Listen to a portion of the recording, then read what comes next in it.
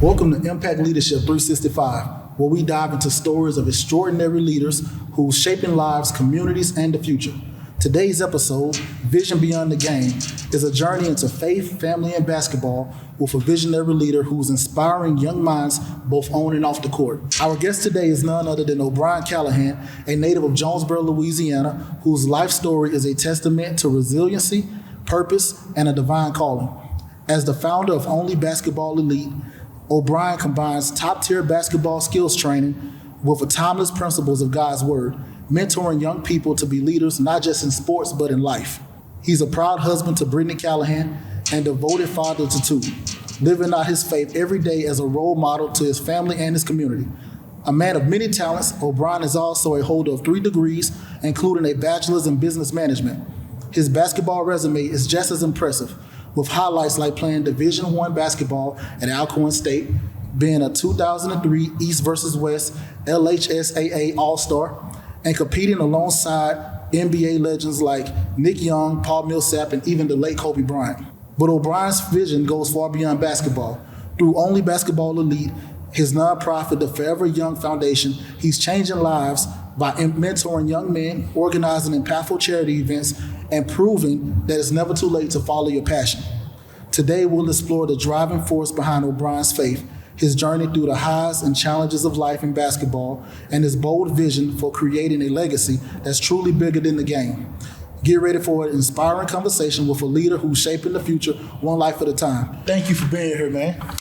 Pleasure, man. I could not pass this up. Oh, man, I appreciate you. I know you just had a big weekend. It was your birthday, so we want to first say happy birthday. Thank you. You done traveled. You done came at the time of this recording, you guys. He just came from Atlanta, went home, saw his family, and then drove straight here. So I'm very appreciative.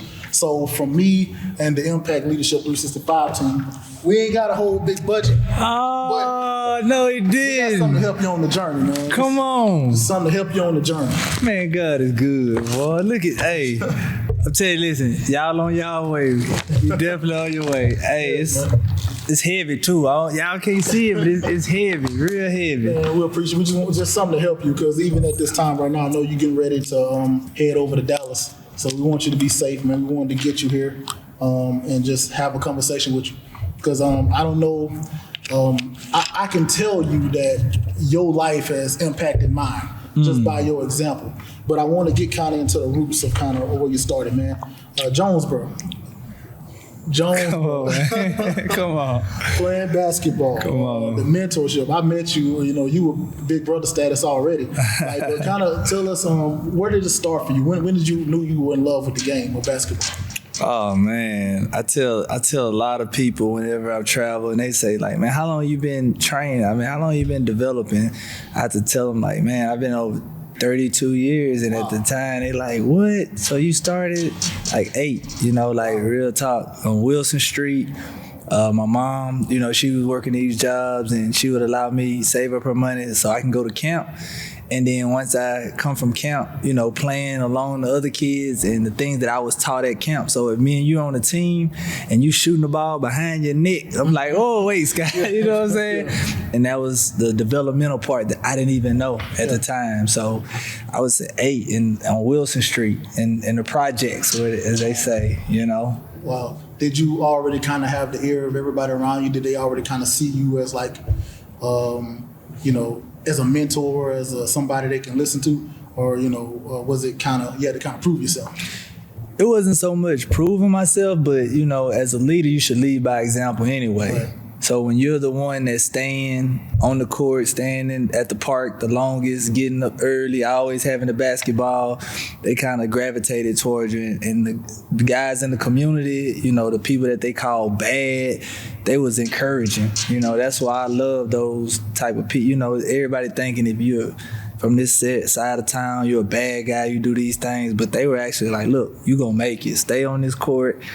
And they encouraged me. They were mentors of some sort, you know what I'm saying? So that was it, though. It was always by example. I wouldn't do nothing or ask somebody to do something that I wouldn't want to, I ain't going to put the work in on. So, yeah. Yeah. And I found it's a difference between, like, when you're playing outside, when you're over on Wilson Street, versus when you hit that gym? Like, was it hard for you to make that transition from like being able to like? Because if some people are Kobe and Michael in the street ball, right. Hit that court and that real surface. Like, what was that like? Well, it was definitely it had the pros and cons, right? Because with that street ball, you know, you gonna be tough. You gonna learn how to be tough no matter what. You know, it had people like Watt that when it's game time, you better D up. Like, you better not get scored on, because if you get scored on, you about to sit down. And if you sit down, you might not play no more. So that tough tenacity, that's where that dog came in at, right? So I try to encourage all the kids, like, man, go to the park, play with older people. Yeah. You know, on Sundays, Miss Padgett would open up the gym for us, and on Wednesdays, Johnny Dawg, Coach Henderson, when you playing against those type of people right there, like, it teaches you the foundation, like the fundamentals, you know what I'm saying? It gives you a solid foundation. So the transition from playing in the gym and when the lights came on, only thing with that would be making sure that you got that move down pack, so when you go between your legs, you don't lose it and things like that. But the foundation was so solid, and then that confidence continued to grow. So that's when it's like, man, I'm eating everything. I'm eating everything. Yeah. So, and even you now, I mean, watching you just, you know, through the years, you play ball. You know, like I said, you were the first commercial I remember. The first commercial I remember from KNOE was, you know, you were the top 28, getting the board and putting it back up. Hey, I know you didn't know me at all, but I was a little boy, and I was like, O'Brian Calahan. Like, he had your name across the ticket. Yeah. Like, so, again, and then that was encouraging, because, you know, I knew you walked around those same streets there, right. You know, and I would know we knew a lot of the same people. You know, it's just like seeing somebody on TV. Right. When you younger, you know, that's like, oh man, I'd seen him at the school. You know, he was over there at K's. Right. You know, like, now I see. Not K's. You know, I seen him in the store, and here he is. You know, and just that was encouraging. So, hey, he telling his age. You hear what he said, K's. Y'all know it is Brookshire. Yeah, right. You gotta say. They gonna say, where K's at? It ain't there no more. Yes, indeed. The old Walmart. Come on. By the stage. Come on. Yes, so, indeed. Yeah, man. This was but yeah, you already kind of had a light around you as far as the ball was or whatever. But where'd you get your moral value from? Your moral compass. Where'd that come from? Man, to God be the glory. That's first and foremost. But you know, everybody has that story about their grandma, their nan. For me, that's what I call the nan, Margie Lee. And so I love you, Margie, forever. You always with me. But growing up, bro, she would, no matter what, we went to church on Sundays. You know what I'm saying? A lot of kids nowadays, they don't even go to church, but we had to go to church. Yeah.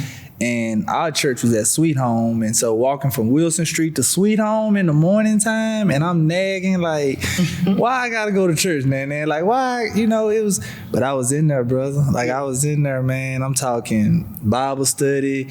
I was usher. I was in the choir. Man, it was all those things. And so for me, that was instilled in me at an early age. And so even though I didn't want it, initially all of that came back as I continued to grow, because it was instilled in me. The golden rules, do it to others as you would have them do it to you. You know, all of those things that it was I couldn't see it at the time. It was just setting me up to be who I am now. So that was I love my nana for that. So yeah. And it's sometimes it's real hard too when you coming up to be positive, when you know, it seems like everything wants to try to make you, and you know, but you have to. But when you know who you are, right? You know, I think that's what always got me about you. I think you always had a feel for who you were. I did, but let me share this with you though too, because this gonna be some stories. I'm letting everything out. I'm giving them all the exclusive. You hear me? So sit back. This is the thing though. And again, I know parents have a different way of teaching now, but it was times where I wanted to do other things, especially when she wasn't looking, or I thought she wasn't looking. We went to this church camp one time, and Orlando boy. So we was at this camp, and he kept playing, and he would get out his bunk bed and pull our sheets off or hit us or do something, just being kidding around. Yeah. And I wanted to do it too, but I knew better, you know, but I'm like, man, forget this. So I do it one time, and my grandma came in and turned the lights off. Ooh. And brother, man, in front of everybody. Oh, man. In front of everybody. But it scared them to where they didn't do it either. But you know what I'm saying? It was, that was it, man. That was it, brother. Yeah, it's funny like that. Like, somebody do something 100 times, you do it once. That's it. I just got it one time, and I got that whooping, man. Atlanta, they still mess with me to the day about that. Oh, you ain't doing no more though. Oh, no, that's what I'm saying. So man. It taught me. Yeah, but stories like that too, I'm sure help guide you. And we'll get into like the fatherhood aspect of like how you kind of navigate that. So those different elements, like being able to kind of understand the, for lack of a better term, the rambunctiousness of you. 'Cause, they try stuff, they try things, but they kids. So Right. That's how it's supposed to go. All right, so you are playing, you kind of, got a little clout, you know what I mean? And you get an opportunity now to go play basketball D1. What was that? Tell me about that. Oh man, that was I think that's the beginning of the journey. Well, I'm gonna take you back even further than that, because as I was getting that clout, as they say, that's when AAU was really AAU. Right. Not knocking the AAU scene now, but AAU was where you took the best out of the area and you had to go try out. You couldn't get a team or just start no team like that. And so, shout out to James Livingston from Ruston. Shout out to Paul Millsap, Jay Jackson. Yeah. These are all, stars in their own right, and I'm playing with them. I played with in Monroe with the Dream Team. I was the original with the Dream Team. And then I also played with Theus in Shreveport. Shout out to Coach Theus. And so these were the times where I was really, iron was sharpening iron. So that's how it started. And all these players got D1. Jay went to Texas Tech. Paul went to La Tech. Dwight Bodner. You had Tulane, Colorado. These were the schools. So for me, I got a interest from Texas A&M. So I verbally committed my junior year. Like I just said, hey, right. I'm going. Right. And it fell through. It fell through because AC Law, who ended up playing with the Atlanta Hawks, he had committed to Texas A&M, and then they wanted to redshirt me. So this is when my humble pie started kicking in. God started breaking it down to being humble. And it ended up resurfacing where it came back around. I did go junior college in Illinois. Shout out to DeAndre Alexander, big brother. He always look out. He's over at Arcadia now, and he allowed me set the path for me to be able to go there. But what ended up happening, I came back home to Alcorn. I did come back home, so I got a chance to play D1 and play against some great people, bro. Right. I'm talking some dogs like OMG. Speaking of, because I jumped a little bit ahead because in 03 you're on the East versus West. Oh, yeah. Tell me about that game. What do you remember from that? Man, I remember hitting the free throws. I remember with like a minute and 7 seconds putting our team up. Like I remember hitting the free throws, and that I think I had like 7 points that game, but I was efficient. I was like 2 for 3, you know what I'm saying? Like I didn't miss the shots that I took, maybe 1 or 2, but to win that and be down there with, the greats, Daniel Lazar, he's actually a coach for the Pelicans now. He played in it. Blake Whittle, Paul, it was an honor. It was to be amongst the elite, only basketball elite. Yeah. Was there was that the first moment you were like, okay, I guess I'm trying to say, when was that moment when you were like, okay, this is not just basketball anymore. Like this could be something else. Oh man, so it was actually before that. It was my junior year. We went to the top 28. When we made it to the top 28, man, that experience was like no other. You hear me? And that's why I tell all these kids, when you put that jersey on at Jonesboro Hudge and you represent that comes with, it's a pride thing. Like you walking out this tunnel, you have that attitude, like, and I get mad because I don't see it in them. And for us, the team we had, I think that year we might have went maybe like 27-4 or something, or 3 or something. People from that team. Man, Ladarius Love, he was the big baby before the big baby. You know what I'm saying? He had Buddy. He gonna snowbird. He gonna drag out. He gonna get him at least 2 dunks every game. You had Taquall. You had Fred Anderson. You had Ayrton Blankenship. You had Chad Brown. Rest up, Chad. Man, you had. That's a team. Man, just those names, you know. Man, listen, it's so many more. Somebody gonna be. You had Dino, Roshan. Those are the 2 that came back with me. Turk, man, Mike Hen. Like we had a squad. Like we had a squad, bro. Yeah. Like we was fighting every practice. You fighting for your time. Like you, like it's it's so much talent on one team. Like trying to figure out a 5. Like, brother, you hear me? Yeah. It was definitely that, man. But that was a moment. That was it. That top 28. And I try to encourage all the kids, man, make it. It's gonna change your life. You gonna taste that. Oh yeah, I gotta get it again. Yeah, that's it. So you go from there, and then you have the top 28 experience. You're an all-star. You're going back to Alcorn. What was that like when you got to Alcorn? Alcorn was definitely an experience that, man, I thank God for that. Like, I really do.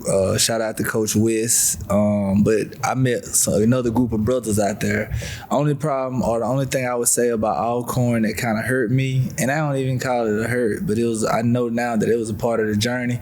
I popped my hamstring. I popped my hamstring maybe like a month before the season. And a lot of people didn't know it. And, being from where we from, you drank some water. Yeah. I've never had an injury like that before. Wow. Like, only thing I've ever did was mild sprained ankle. So for me, it's like you said, man, I'm all right. But I couldn't even get out the bed at times. Wow. Yeah, so for that reason, it kind of hurt, But I played through it, but I wasn't 100%. I was like 40 or 50%, if that. So when and how many seasons did you play? That's another thing. I only played one, but I ended up in that one season. I was efficient when I was out there, but I couldn't push myself. I couldn't, and I knew that. And so the next year, coach was like, man, you got to pay for your books. And see, again, I still had a little pride in me, like, man, I'm not about to pay for no books. And that's when I ended up finishing up at a Christian school in Tennessee. And that full circle moment was an opportunity to be back in God's good, like in his realm. Like I was able to really learn from a college standpoint about the biblical aspects. Like it was awesome. It was awesome. Yeah, and it's funny when you talk about that story, that journey, like, because what seems like it's terrible, like it leads to the spot you're supposed to be. Exactly. And I say, I don't listen to a lot of country music. Yeah. But there's this one song. All right, there's this one song that I do like, and I shouldn't even shout it out, but it's about Brad Paisley. It's called "Find Yourself," and the whole premise of the song is you thought you were lost, but you ended up right where you're supposed to be. And I said that's a God principle. Yes. Like I popped my hamstring. Wow, it's the worst thing that could happen, but it put me right where I needed to be.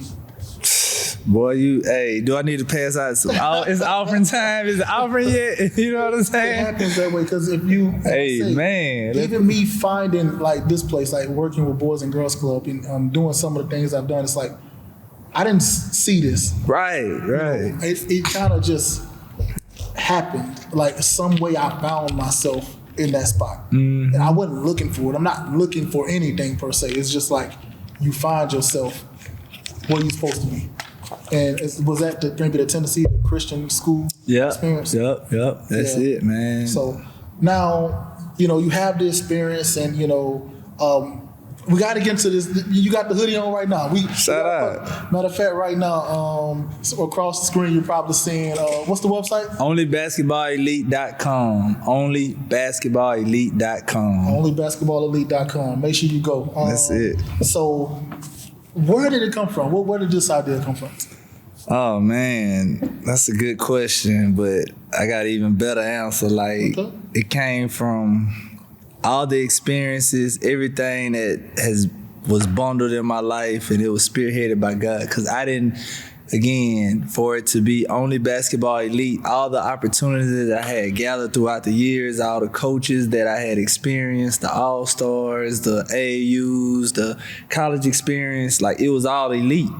And it was dealing with only basketball the whole time. So for me, that's where it came from. But listen, I want to make this clear. Only basketball elite is not for everybody. I just want to go ahead and put that out there, because to be only basketball elite, you have to God-fearing first. You have to be dedicated. You have to be able to persevere. You have to be consistent. You have to do the things that others don't want to do to achieve the things that you would want. Because I was getting up early in the morning going to run.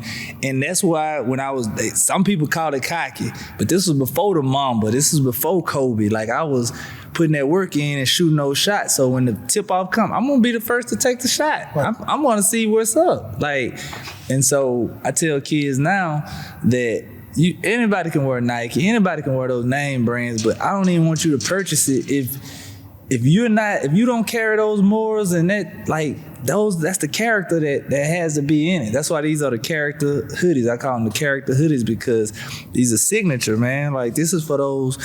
And you don't have to be a kid either. Like if you're an adult that done put in the work, or you just love the kids and you giving them good game, if you're fellowshipping with them and spending time with them, like that's creating an elite player. Like you're pouring into them, right. You know? So it's for those people too, but I don't want the people that gonna have bad attitudes. I give these bands out to kids when I go mentor at schools and stuff, and I tell them before I give them, like, if I come back and the teacher telling me, because you're representing, right. This is a representation of who you are. This says that you have integrity, that you are honest, you are responsible. Right. So that's how it started, man.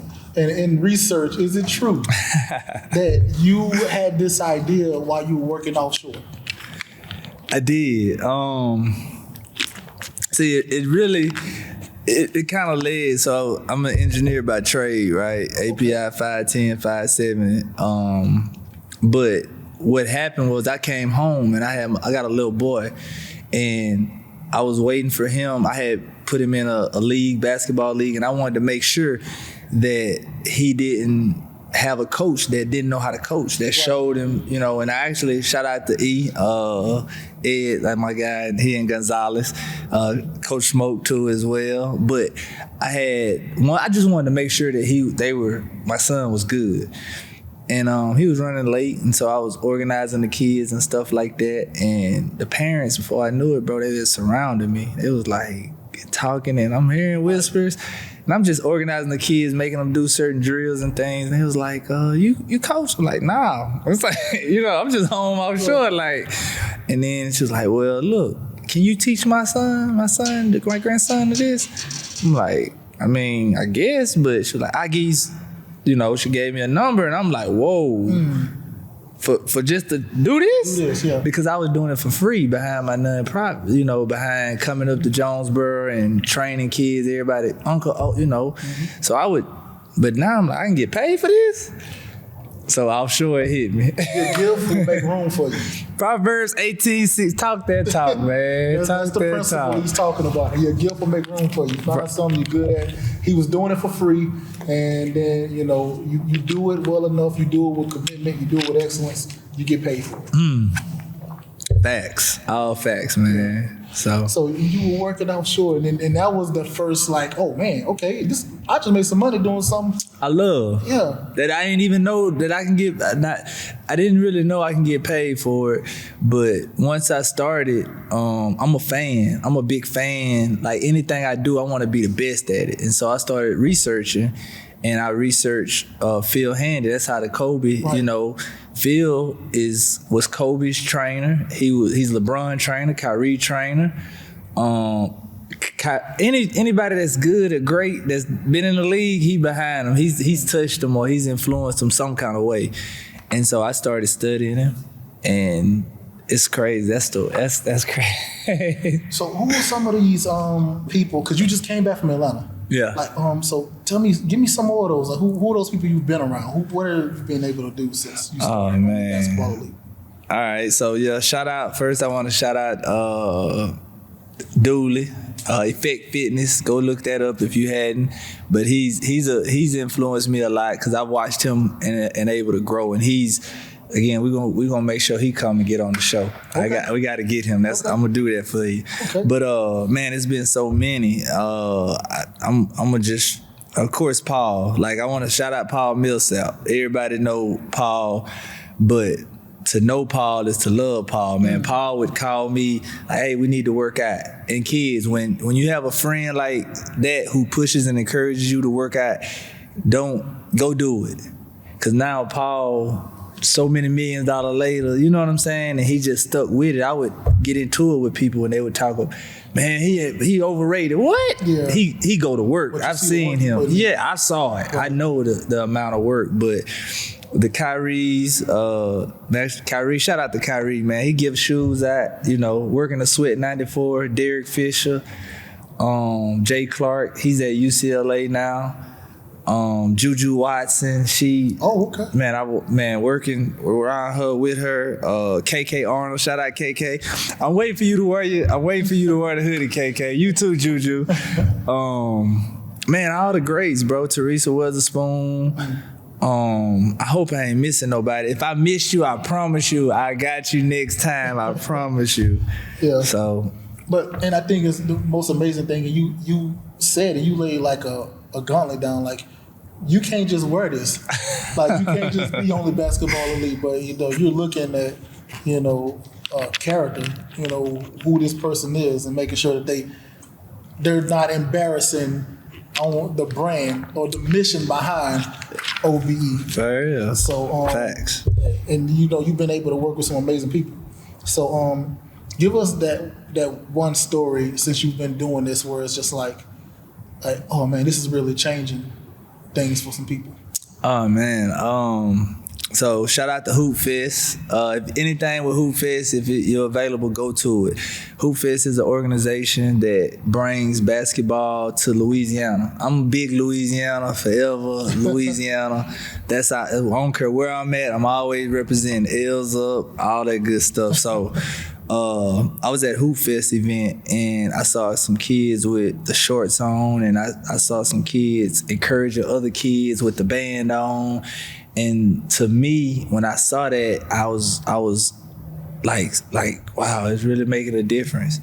I was able to see those type of things, and for me, I was blown away. Like, God, you was something else. You really, But that experience right there within itself made me continue. Like, you know what? I got to keep pushing, and they want it. They like, hey, coach, what can I get some gear? I'm on the basketball elite. Like, you grades good, this and that. You respect your parents. All right, here. I done took these bands off plenty of times. Here you go. Right. So that was. I love that idea of can't everybody just represent us? And I think maybe that's probably where we start to lose some of these athletes these days, because everybody thinks that they're the exception, and there's no that drive or that requirement to, man, you got to get in there and put it down. You really got to put the work in. I'm thankful when I was coming up playing football, it was nothing for our teammates to be like, hey, we're going out to the stadium. On a Sunday. Yeah. After church. Or it was nothing. So kids, listen, let me tell you this right now. Make sure, hear me out when I say this. Listen, please. Again, it's not for everybody. It's for those that are dedicated, that's motivated. This is why it's really, nowadays, Instagram is instant. Let's get back to the crock pot days. You can do whatever you want and be successful if you put the work in. People don't want the process. They want to go they see the finished product. You remember when your mama used to put that old roast in the crock pot and chop it up? You know what I'm saying? It's simmer. You coming home from church and you got to go through things. Sometimes, I think, go to Only Basketball Elite Facebook. Make sure you go to that. But I put inspirational things out all the time. But sometimes God will have you in a place today getting you ready for your tomorrow. Right. But you can't just, when he gave you this idea, you just ain't start. You know what I'm saying? Yeah. You don't have to be great. Let me tell you this. You do not have to be great to get started, but you got to get started to be great. Yeah. You have to. You have to. Oh, that's good. You have to. That's awesome. Okay, so now, the Forever Young Foundation, which I think when I started kind of doing a little bit, that was the first thing from you that I got that it kind of came about. Well, I think it was a 3-on-3 basketball. Come on, we man. did the 3-on-3 basketball first, and then but it was a pivot to try to get the Forever Young Foundation. I don't want to say introduced because I think you may have already been doing it. But I think it was the first time that it was Forever Young Foundation and Boys and Girls Club. Right. And we were kind of coming together. So tell us about Forever Young Foundation. Man, listen, that's why it's important. If God gives you something, to do it. Because you never know who's watching you, right? And my uncle, the Hodge community, the East Hodge community, they used to have this cleanup day.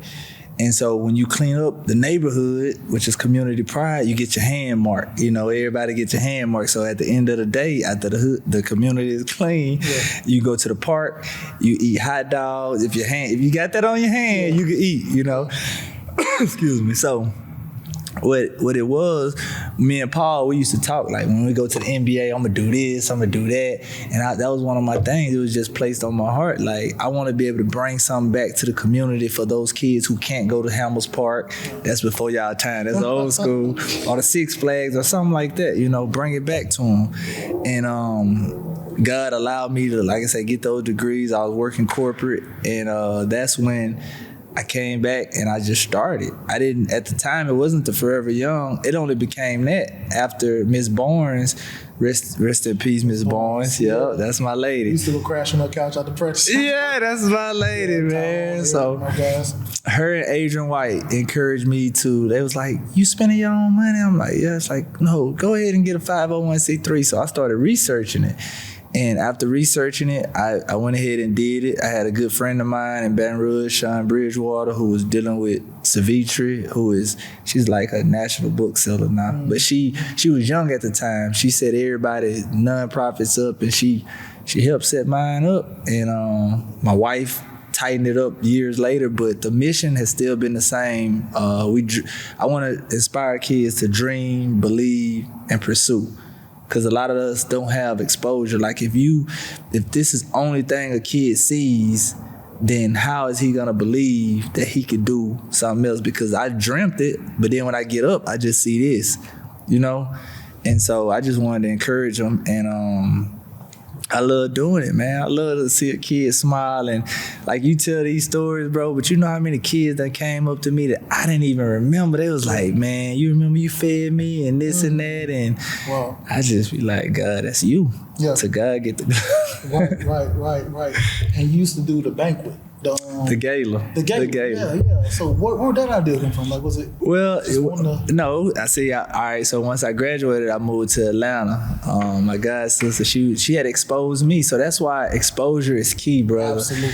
And so for that exposure piece, the biggest thing for me was, all right, let me bring this to, the elders who support me, but they can't come out and they want to know what I've been doing and how I've been doing, but let me cater to them and give them an opportunity to dress up and all of those things. And so that evening, that's what we would do. We would, have good food, catered food, music, and let the people dress up. And it's nice. That's that Atlanta vibe. It's that Atlanta. Like you said, you don't know what you can do. You see someone do it, and then it's exactly. Like, okay, I didn't even know that was a thing. It didn't. Yeah. I didn't. So that's the next one is about to be so big. I got something. Oh, you already got a date? I hadn't got a date. I'm locking the place down. I want to make sure the viewer, you like, this is crazy. Listen, man. I've been to one, and it was really nice. It was really nice. Very well put together, and the people really enjoyed it. Catered the whole. It was really, really nice. So, and I don't think we see enough of that in our community of people, doing things. We used to stuff just getting thrown together. Yeah. So when you see it done right, it is encouraging because that's part of the exposure. Like, oh man, it's just not just doing it, but doing it in excellence. What can I say? Time out to you, because again, the initial call, the emails, the setup, the things that you have right here. Like I'm gonna look in this. I'm gonna tell y'all something right now. When you have something of value, treasure it, because it ain't gonna take too much long. Once something go viral, then I'm telling you, Just stay tuned, y'all. I'm telling you, subscribe right now, like, share, because again, Impact Leadership 365, it's on its way. Man, I appreciate that. Y'all heard him. What we ever say? You gonna be big. You gonna be big. Y'all better go and subscribe right now. Go ahead and subscribe right now. But absolutely. But yeah, it's a tenet of ours. We just want to make sure it's done in excellence. People aren't used to seeing that. And I saw that with the gala. I saw that with how you were executing. And that's a testament, too, to the work ethic. Because I'm going to borrow something you said earlier, because I tell my son this. What you say? How you do some things is how you do everything. Everything. We tell kids a lot of times, especially some of the guys who come and play ball, like, you know, you just kind of watch their mannerism. I say, I can see who touches the line when they run their suicides and who's halfway doing it. Come on, man. That's telling me who I can trust in the fourth quarter. Like, that's telling me. Man, listen, so I scout too, right? I do scouting. Like I said, I'm on my way to Chris Paul Middle School Combine after I leave here. But when I'm around these coaches and we in these coaches' room, what you just said, well, you could tell that when kids warm up, like, you know, typically it's little signs, like success leaves clues. So you will see that and you just like, okay, you know, and I try to teach all my kids, anybody that comes in my gym with me, after we pray, and before we start the workout, I let them know energy and effort. That's all I ask. I don't care how many times you mess up, and energy and effort, and more than anything, like, don't get down on yourself. Let me do that. Like, I'll be the one. So if I don't because I'm not going to get down on them. You know what I'm saying? And I know that. So I'm just letting them know that I'm still going to guide you, but I'm trying to teach you the mental fortitude of how to keep going and how to make sure that you play the game in your head and win. Because if you get down on yourself, now the crowd down on you, that mental game tough. Right. And that crowd will make you feel it. All right. They better not see you. All right. I better not see you because I'm teaching my kids, get him. His head down, get him. I'm teaching them. Absolutely. Go mess with him. Bitch, you won't shoot that shot again. You ain't going to make it. You ever seen the replacements when they were getting ready to kick the onside kick and the kicker's looking and everybody got that stone cold face and you see that one guy and that guy shaking. Yeah. He said, that's that guy. There you go. Kick it to him. Dog food. I'm about to eat. We gonna kick it right to him. Barbecue chicken, as Shaq say. Barbecue chicken. You can't get down on yourself. You're gonna have to have that mental fortitude. Mm-hmm. Yeah, man, that's good. So, and again, and it also too translates to like in life. You know, because I told my son, like, sometimes you ain't gonna feel like studying. Like, but I listened. Matter of fact, heard a preacher say, Who cares about your feelings? Like, why is it based on what you feel? Like, what if, we say, the old folks say, what if Jesus didn't feel like it? Like, he could have said, man, this cross heavy. I can't bear it. Yeah, no. What if he would have said, So no, and we talk about the perfect example of leadership. Mm-hmm. No, I'm going to carry it anyway. Facts. You got to feel like it, not to be over the top with it, but there were times I remember running. And I know you've had this experience. You ever been running by yourself and has a thought ever crossed your mind, there ain't nobody watching me.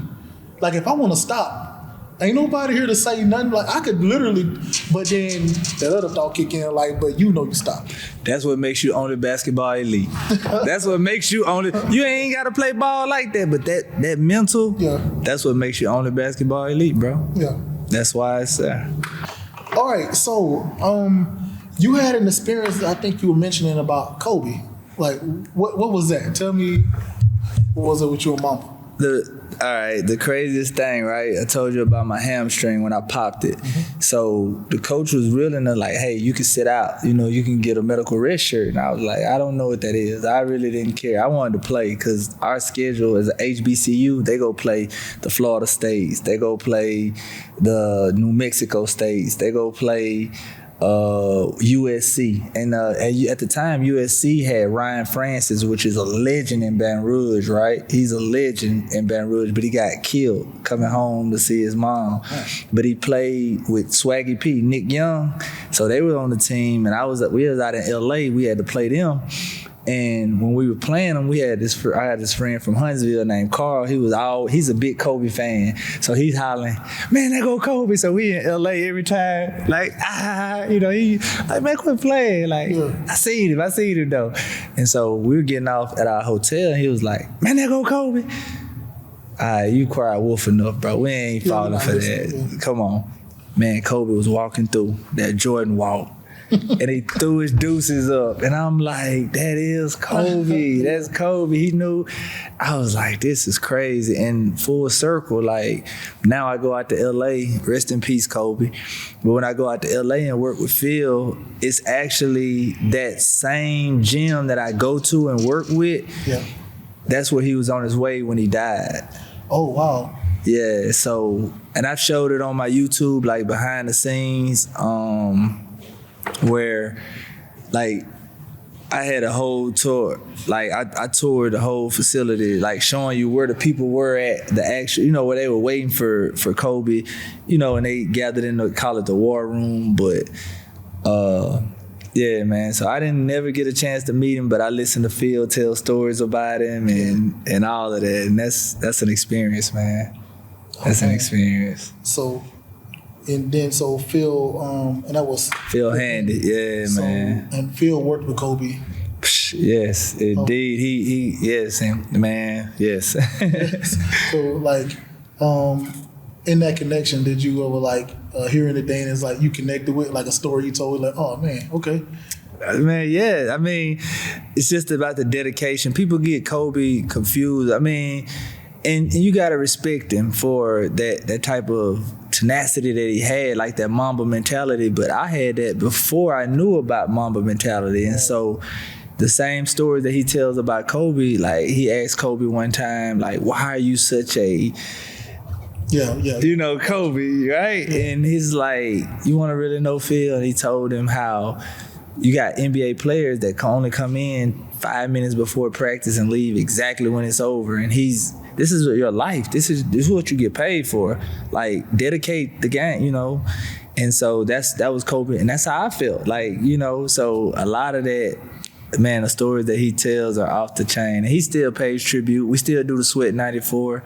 We're bringing girls to the forefront. So it's a good experience all the way around, man. Yeah, the Sweat 94. What is Sweat? Is that like? So Sweat 94 is for the elite group of young females where they're put together. They have these camps and stuff to where they get exposure and they get an opportunity to get elite level training, and it's all over. The main one is in LA, and I got something sweet for y'all. I might go ahead and expose. You know what? It's for you, bro. All right, okay. Get ready for a Sweat 94. I partnered up with Phil, so we working on something. So we're gonna bring a spotlight to the women. So go ahead and support anything Phil Handy, Sweat 94, 94 app. Please go ahead. Like I say, so we got, this is exclusive. I just dropped this. So Sweat 94. I'm gonna show you some stuff afterwards, but it's some stuff in the works, man. It's like, God is good. And it's awesome too that you guys are looking at women, because you look at this last couple years, the women's game. Right. Just what's happening, man. It's exciting. Yeah. Like that women's college basketball championship from a couple years ago when LSU won it. Yeah. I mean, then this past one, the playoffs, the whole thing, the Caitlin Clark vet. Come on, man. Come on. What all they're doing for the women's game, man.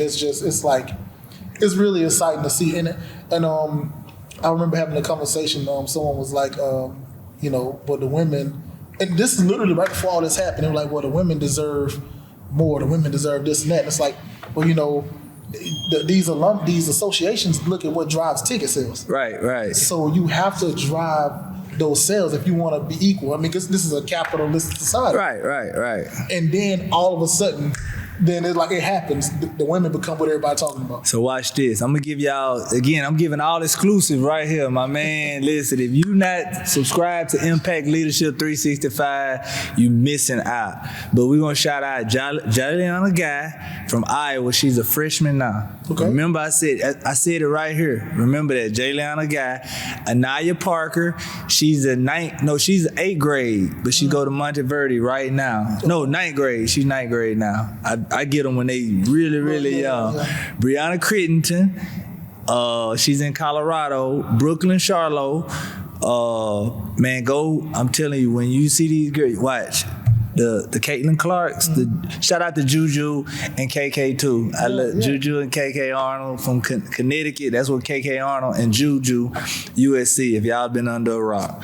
But, man, I've watched them. Man, I see them. The Juju works though, bro. Juju is a workaholic, bro. She challenges field, like she works. So just trying to bring a spotlight, like anything Louisiana, if I can bring it here, man, like that's the main goal, to try to enlighten or expose Louisiana. We need, that brings revenue to Louisiana. Like you say, it's a capitalistic society. Yeah. All right, so, and with the people that, you worked with, Drew Hanlon, with Pure Sweat, can you tell me about how that relationship, began and like kind of your work with him? Okay, Drew. For those that don't know Drew Hanlon, well, first off, shout out to my Chicago people, Kip, Rap. These are people that are very instrumental in our relationship. But more than anything, Drew is a trainer. He's a world-class trainer. He had Jason Tatum when he was small. Like he started Jason when he was small. And Tyrese Maxey, Joel Embiid, Zach LaVine, like the list just goes on. If so, anybody that want to know, go get Drew videos, go research him, go do YouTube on him. But Drew, he has an event out in Vegas, and I go out there and kick it with him. And initially meeting him, again, when your spirit is right and you're anointed, like, I mean, he could, I don't know, but when we met, it was like, yeah, it was instant. It wasn't forced. We was cool. Like, he's so humble. Feel the same way. Feel real humble. So I'm noticing, again, success leaves clues. So I'm trying to be like those guys as far as their humbleness. But with Drew, we met out in Vegas, and we just been cool. And he has a nonprofit that he supports that, when you get close to these guys and really see the makeup, for me, it's the confirmation of God. Like, Brian, you doing the same thing. Like, you know what I'm saying? Like, you have all the pillars that you need. Like you said, God, I didn't know I need, like, the way he put me, I found myself like, dang. Yeah. Man, so that's awesome. I've heard you say it multiple times, even during this, success leaves clues. Success leaves clues. You gotta get around the people who are doing it. Exactly. The people who you can look at. You gotta have somebody, even exposure. Exactly. Yeah, but that exposure by itself. Exposure. I can just watch. Okay, I notice he does this. Yeah. Okay, I'm gonna do this. That's it. It's not that difficult. So, and where do you see Only Basketball Elite going? Like, what's the vision for the future? Man, the world, Craig. Not the city, but the world. The world, Craig. Now, I want to expand it out as far as God will allow it. Like, my main thing is I've kind of let go of trying to do things and really let God take it on, and it's taking on its own identity. But of course, continue to give people opportunity in every way possible. Like, I learned at an early age, my grandma was able to instill in me, like, be a servant, like, serve, be able to serve somebody. And being around Phil and Drew, just watching how they serve. And when you learn to serve, and if I can give a trainer or another kid an opportunity through this basketball and change their lives, that's what the nonprofit Forever Young, the name within itself is to continue to put into a kid. So now if I place or influence you now with your podcast, you're going to influence somebody else. And then when they do it, you see, it was because of a seed. That was all it is. So I wanted to go as far as God would allow it to, but I just love Louisiana. Like I want to make sure my state is taken care of. I want, like you say, give us that exposure, showing we much more than what some people would label us as, you know? So, I don't know, wherever, I could say, man, I want to have this many camps over here. I want to have this many facilities. But whatever God has, I'm really like, God, just you, let me be the vessel. And I guess I'll, trying to say this too, have you given any thought to the legacy that you're leaving behind? Have you given any thought to it? Again, I don't want to say that I haven't, because for me, it matters what about my family first and foremost. Like all this stuff that I'm doing is cool, but my wife, she's such a great woman. Like she is. I tell God thank you all the time, because I wouldn't put up with me sometimes. I'm gonna be honest, but she's so supportive. She don't ask for much. She's very independent. Like she holds her own. Like that's my Michelle. Like honest to the living. Like she is phenomenal. So for me, I just want to make sure that they're happy and guide them, because she knew I was a community leader. Like she knew before getting into it, like she knew who I was, right. And she accepted that and everything that comes with that. But I really just, at the end of the day, I want to make God proud. I know I keep talking God and Jesus, but man, that's it. I want, when I stand at them gates, I want them to say, job well done. I said, woo, I made it. Thank you, Jesus. And I got to give a shout out definitely to your family, your wife and your kids. Man. And I think they're the real stars of the story for real. Allowing you to go out here and, make this impact, do all of that. Your wife and kids are, they soldiers. Hey, Tutu, daddy love you, girl. This your segment, and hey, you the man of the house. I love you for keep holding the house down. They intelligent, brilliant. Man, I can have a whole segment about them. Just absolutely. And they funny. They funny. I know they funny. Probably some characters. Man, they YouTube. Oh, okay. They YouTube should be coming out after a while. It's like I said, it's a lot in the pot, but I'm gonna just drop it on. Okay. This is where I'm dropping stuff at. You see it, make sure you subscribe, make sure you like, make sure you share. Like I said, man, we have to support each other. And when my brother called me, I don't care if I'm in Atlanta or I'm in Florida or LA, wherever, like I'm gonna make it my issue, because I believe in us. That's the main thing. Like, don't wait till somebody make it and say, don't forget me. Well, support him now. Support him now. I'm telling you, he'll find you. If you're doing stuff in your community, if you're a man of your work, doing what you're supposed to, like, people gonna know. People see. Remember that. You always got somebody watch. I didn't know man, you tell me that story, you sent chills up my spine. I was like, man, you remember that? I remember all of that, man. I wish somebody would have recorded it, because I want people don't believe, bro. I still see it, yeah. Like, when I tell people, they like, man, but the people, and that's one thing I'm glad I moved down south, because I didn't want that pressure on my son. Mm-hmm. Like, boy, your daddy used to do this, or your daddy. See, they don't know me down south. Like the Hoopers, the Brandon Bass, the people that's done got to work, they, what's up, Like, I was at an event one time, and Tyrus Thomas and Blake Whittle, they were judges, and I was at an event with somebody who looked up to them like, man, these guys, they was them stars. And I saw them looking, that's Blake. That was my LHS roommate when I was down at LSU. So I know Blake. Tyrus done gave me tickets to the game when they was out in Atlanta. Shout out to Sean. Man, my guy used to drop me tickets, bro. So I'm at the game. I just go pick up tickets. You know what I'm saying? I'm in Steph, what's his name on All the Smoke? Steven Jackson. Yeah, he hurt himself during the game, and my partner texted me the address of where he was at. I'm knocking on the condo door, and he come to the door with a sling. And he like, what's up? I'm like, Sean, like, hey, that's for me, Steve. He's like, oh, okay, you all right, bro? You want a water? I'm like, cool. I just seen him at the game hurt himself. And like, again, that just, like, that was for me, is like, thank you, God. It was just showing me, I got you. Your definition of your gift has made room for you. I can definitely see that.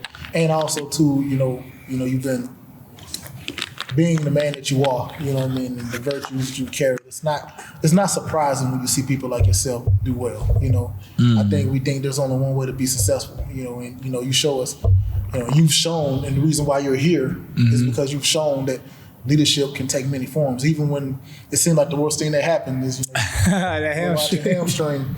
But, you know, you can still be a leader. You can still be a leader in your community and do work. So thank you for joining us on Downtime with Impact Leadership 365. And again, just from this episode, understanding the vision beyond the game, you have an opportunity to affect change in your own community, doing things that are impactful, doing things that help others, that lead to greater successes. O'Brien's been an example. He continues to be an example, not just on the court, but what he's doing in the community, what he's doing with his family, what he does in his life. So again, we appreciate you for being here, man. And you know, as you continue to grow and elevate, I ain't always gonna be able to afford you. Hey, man. but I'm glad. I'm glad I got an opportunity to chop it up with you, man. Much success, man. You deserve all of it. And again, I just salute your family, your wife, your kids, for, you know, because it does take a strong village to stand behind a man and push him forward, especially when he's out there on the highways. I mean, you landed when the Baton Rouge came straight up here. So, man, we appreciate you. Thank you for joining us, man, and we hope to have you back. Well, listen, before I go, I just want to give you flowers as well, and your production team, because they've been on it. I thank everybody, but I want to tell all the listeners out here, before I leave, I would like to let you know this. Listen, don't despise humble beginnings. Like Scott just said, I started in my own community. And because I was obedient in my own community, God had paved the way, and he's put me in rooms that I can't even pay for. It's no amount of money or respect so I'm just telling whoever needs to hear this, and you can tell, if it's not for you, share it with somebody else, but you have to be obedient in what the Lord, you might look at it like, nah, that ain't gonna get me where I need to be. But if you believe and trust in God, he's already planned. He's just waiting on you. He waiting on you. Now, I ain't saying that ain't gonna be tough times, because it said no weapons, right? Cool. So it's gonna be some weapons, right, but it ain't gonna prosper. It ain't gonna prosper. So I leave you with that, man. And again, thank you, bro. I'm ready for you to be the number top 5. And I know it. Look, hey, I know him. I remember. Man, I appreciate you, bro. It's love, King. It's love, bro. Thank you. Yep. You got me? O'Brian, tell us, what's your favorite holiday? Man, my favorite holiday would have to be Christmas, and the reason for, I would say Christmas, because of Jesus. You know, that's the reason. But behind that, he is the reason for the season, and my family. I love being around family, so I'm thankful for all of that. So Christmas. Favorite food? Oh, shout out to my wife. She been putting me on, I've been eating a more healthier diet, so I didn't even know I like salmon like that. But I like salmon, and I'm going to just give you one. So I will stick with the salmon, because I know when she gets to smiling and shaking like that, that makes me happy, so salmon. First car? 1984 Chevrolet Caprice from Hamburg. Man, shout out Lebo, man. Rest up, Lebo. Yes, indeed. What color was it? Brown. It was brown. Yes, indeed. Double brown. That's the darker brown on top and the light brown on the side panels. Yeah, a 1984. If you could have one superpower, what would it be? Oh, that's awesome. That is awesome. Oh, great question. Oh, that superpower would be love, man. I want everybody to love each other, and remember, God is love. So could you imagine a world where everybody got along, like where everybody loved each other? Like, that's heaven. So yeah, love would be that superpower. Genuine love.